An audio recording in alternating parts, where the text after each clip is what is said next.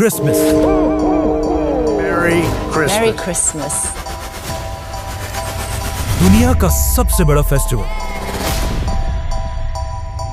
ये इतना बड़ा फेस्टिवल है कि मुसलमानों की ईदें जितना पैसा 10 साल में बनाती हैं, उससे भी ज्यादा पैसा क्रिसमस के सिर्फ 1 साल में बनता है। लेकिन आखिर ये क्रिसमस मनाया क्यों जाता है? क्योंकि आज दुनिया के सबसे बड़े रिलीजन क्रिश्चियनिटी का ये मानना है कि इसी दिन, क्रिसमस के दिन, जीसस ईसा अलैहिस्सलाम पैदा हुए थे।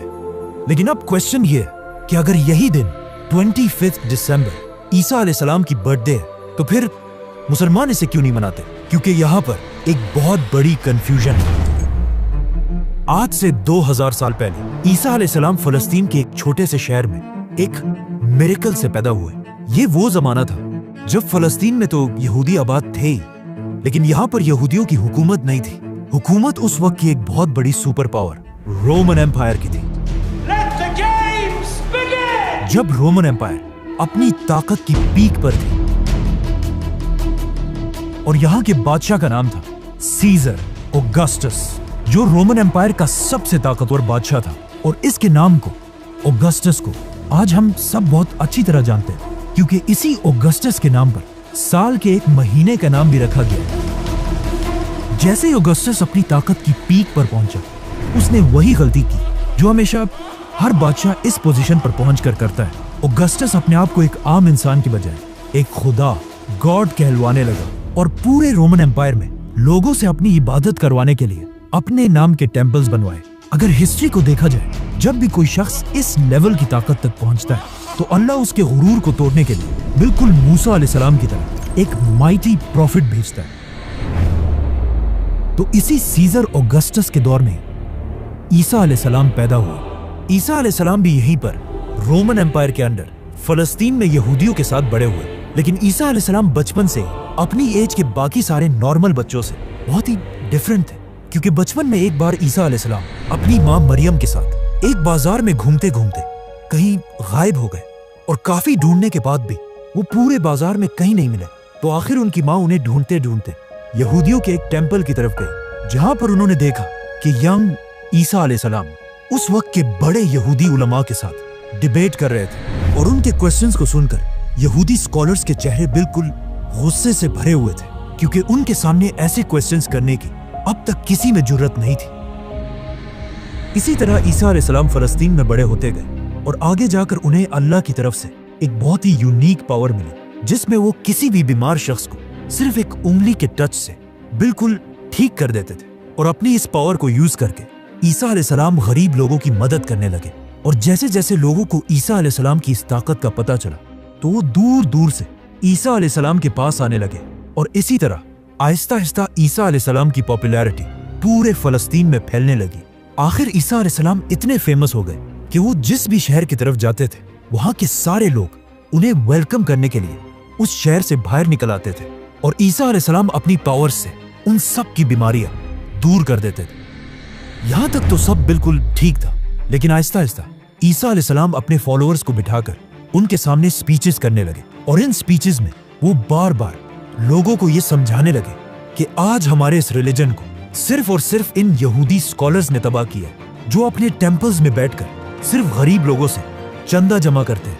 और सिर्फ कुछ पैसों के लिए यही स्कॉलर्स तौरात की आयत को चेंज करके अपनी मर्जी के फैसले लिखते हैं। और हर स्पीच में बार बार ईसा अलैहिस्सलाम यहूदी स्कॉलर्स को मुनाफिक कहकर पुकारने लगे। ये सब सुनने के बाद यहूदी अवाम तो ईसा अलैहिस्सलाम की इन बातों से बहुत इंस्पायर होते थे, लेकिन ईसा अलैहिस्सलाम की इन बातों से यहूदी स्कॉलर्स के धंधे खराब होने लगे, जिसकी वजह से यहूदी उलमा के दिलों में ईसा अलैहिस्सलाम के लिए सख्त नफरत पैदा हुई। और वो ये प्लानिंग करने लगे कि किसी तरह ईसा अलैहिस्सलाम को मारकर उनसे अपनी जान छुड़ा दे। लेकिन सुपर पावर रोमन एम्पायर की हुकूमत में ऐसा करना इम्पॉसिबल था। लेकिन ये सब भी बहुत जल्द बदलने वाला था, क्योंकि आहिस्ता आहिस्ता ईसा अलैहिस्सलाम फलस्तीन में इतने फेमस हो चुके थे कि वो फलस्तीन में जहां भी जाते थे, हजारों लोगों का क्राउड उन्हें देखने के लिए जमा हो जाता था। आखिर एक दिन ईसा अलैहिस्सलाम फलस्तीन के कैपिटल जेरूसलम की तरफ गए। जब लोगों को इस बात का पता चला, तो हजारों लोग उनको वेलकम करने के लिए सिटी से बाहर निकल आए और उनकी सवारी के सामने खजूर के दरख्त की शाखें फेंकने लगे। जो उस जमाने में हाईएस्ट रिस्पेक्ट दिखाने का एक तरीका था। रोमन एम्पायर के जनरल्स ये सब देखकर हैरान हो गए कि आखिर ये कौन आ रहा है जिसे लोग बिल्कुल एक बादशाह की तरह रिस्पेक्ट दे रहे हैं। नाउ ईसा अलैहिस्सलाम की ताकत को देखकर रोमन एम्पायर के जनरल्स उनसे डरने लगे और यहूदी उलमा तो उनसे पहले ही नफरत करते थे। तो अब ये दोनों मिलकर ईसा अलैहिस्सलाम को मारने की साजिश करने लगे, जिसके बाद ईसा अलैहिस्सलाम ने अपने सबसे क्लोज 11 या 12 फॉलोअर्स के साथ अपना आखिरी डिनर किया और फिर अल्लाह ने उन्हें आसमान की तरफ उठा लिया।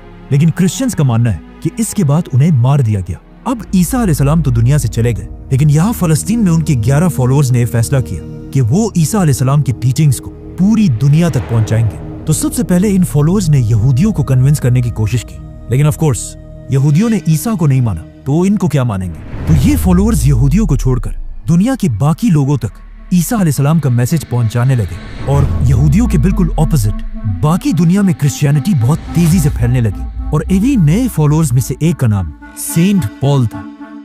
आज की दुनिया की क्रिश्चियनिटी में सेंट पॉल का सबसे बड़ा रोल है, क्योंकि पॉल से पहले लोग ईसा अलैहिस्सलाम को सिर्फ एक पैगंबर और अल्लाह का बंदा समझते थे, लेकिन पॉल ने पहली बार दुनिया में एक कॉन्सेप्ट लाया कि ईसा अलैहिस्सलाम कोई आम इंसान नहीं बल्कि अल्लाह के बेटे और खुद भी एक खुदा थे। आज पूरी दुनिया के क्रिश्चियंस ईसा अलैहिस्सलाम को खुदा मानते हैं और इस सब की शुरुआत इसी पॉल से हुई थी। हालांकि पॉल अपनी पूरी जिंदगी में ईसा अलैहिस्सलाम से कभी मिला ही नहीं था। पॉल और उसके फॉलोअर्स की वजह से Aahista Aahista Christianity Roman empire में फैलती गई, लेकिन यहाँ पर मसला ये था कि रोमन एम्पायर का रिलीजन क्रिश्चियनिटी के बिल्कुल ऑपोजिट था और वो उस जमाने में जुपिटर की इबादत किया करते थे। तो रोमन एम्पायर की इस अवाम को इम्प्रेस करने के लिए उस जमाने के क्रिश्चियंस ने अपने रिलीजन में कुछ चेंजेस किए। नंबर 1, उन्होंने ईसा अलैहिस्सलाम के नाम को चेंज करके एक कॉमन रोमन नाम रखा जो आज इंग्लिश में जीसस बन चुका है। नंबर 2, रोमन एम्पायर के लोग ज्यादातर यूरोपियंस थे, मतलब बिल्कुल गोरे थे, और ईसा अलैहिस्सलाम फलस्तीन के होने की वजह से थोड़े ब्राउनिश थे और उस जमाने के व्हाइट लोग अपने आप को बाकियों से बहुत ऊपर समझते थे। तो अब इन्हें इम्प्रेस करने के लिए उस जमाने के क्रिश्चियंस ने जीसस की पेंटिंग्स बनाना शुरू की, जिसमें जीसस को बिल्कुल यूरोपियंस की तरह व्हाइट दिखाया गया। मतलब ये दुनिया में आज जीसस की सबसे पुरानी पेंटिंग है। जीसस की यही पेंटिंग्स आज दुनिया की सबसे फेमस पेंटिंग्स हैं, क्योंकि आज से कुछ ही साल पहले जीसस की एक पेंटिंग दुनिया में सबसे महंगी बेची गई $450 मिलियन में, और जिसे खरीदा किसने? Mohammed bin Salman is the actual buyer of a Leonardo for a record-breaking $450 million at the Let's come back to the story. Christianity में इन चेंजेस की वजह से Aahista Aahista Christianity Roman empire में बहुत तेजी से फैलने लगी और क्रिश्चियंस इतने बढ़ गए कि रोमन एम्पायर के बादशाहों ने सोचा कि अगर क्रिश्चियंस ऐसे ही बढ़ते गए तो ये तो हमारे रिलीजन जुपिटर के रिलीजन को बिल्कुल खत्म कर देंगे। तो आखिर रोमन एम्पायर के बादशाह ने फैसला किया कि अब क्रिश्चियनिटी को फैलने से रोकने के लिए हमें सारे क्रिश्चियंस को मारना होगा। जिसके बाद रोमन एम्पायर ने क्रिश्चियंस पर ऐसा जुल्म किया कि इस जुल्म को कुरान में भी डिस्क्राइब किया गया है कि जब रोमन एम्पायर के बादशाह के जुल्म से कुछ यंग लड़के भागकर एक गार केव में छुप गए और वहीं पर अगले 300 साल तक सोते रहे, जिन्हें असहाबे काफ कहा जाता है। रोमन एम्पायर के इस सारे जुल्म के बाद भी क्रिश्चियंस अपने रिलीजन से पीछे नहीं हटे, बल्कि इन सारे जुल्मों से क्रिश्चियनिटी और भी तेजी से फैलने लगी और दुनिया के हर कोने तक पहुंचने लगी, यहाँ तक कि ये रिलीजन पहली बार इंडिया तक भी पहुंचा। आखिर ईसा अलैहिस्सलाम के 300 साल बाद क्रिश्चियनिटी इतनी पावरफुल हो गई कि रोमन एम्पायर के एक बादशाह कॉन्स्टेंटीन द ग्रेट ने अपने रिलीजन को छोड़कर क्रिश्चियनिटी में कन्वर्ट हो गए। तो अब जब बादशाह ही क्रिश्चियन बन गया तो रोमन एम्पायर के सारे हालात बिल्कुल बदल गए और अब तक जो जुल्म क्रिश्चियंस पर किया जाता था उससे भी ज्यादा जुल्म जुपिटर के रिलीजन के फॉलोअर्स पर किया जाने लगा, क्योंकि उस जमाने का रूल था कि जो रिलीजन बादशाह का होगा वही पब्लिक का भी होगा। तो अब रोमन एम्पायर अपने पुराने रिलीजन को जबरदस्ती दुनिया से खत्म करने लगे, लेकिन ये भी कोई आसान काम नहीं था, क्योंकि जुपिटर को मानने वाले भी इतनी आसानी से अपना रिलीजन छोड़ने वाले नहीं थे। तो अब यहाँ पर अगेन रोमन एम्पायर ने क्रिश्चियनिटी को दोबारा बदलने की कोशिश की और अपने पुराने और नए रिलीजन को एक दूसरे के साथ मिक्स करने लगे, और यहीं से पहली बार क्रिसमस का कॉन्सेप्ट आया। जैसे कि रोमन एम्पायर के रिलीजन में हर साल दिसंबर में अपना सबसे बड़ा फेस्टिवल सैटर्नेलिया मनाते थे, जिसमें वो अपने खुदा सैटर्न की इबादत करते थे। और उनके इस फेस्टिवल में एक चीज सबसे इंपॉर्टेंट थी, पाइन ट्रीज, क्योंकि दिसंबर में यूरोप की सर्दी की वजह से सारे दरख्त बिल्कुल सूख जाते थे और सिर्फ पाइन ट्री अपनी जगह पर मजबूती से खड़ी रहती थी, जिसे वो एक बहुत ही होली चीज समझते थे। और हर फेस्टिवल में इसी दरख्त के एक शाख को अपने घर में लाकर सजाते थे।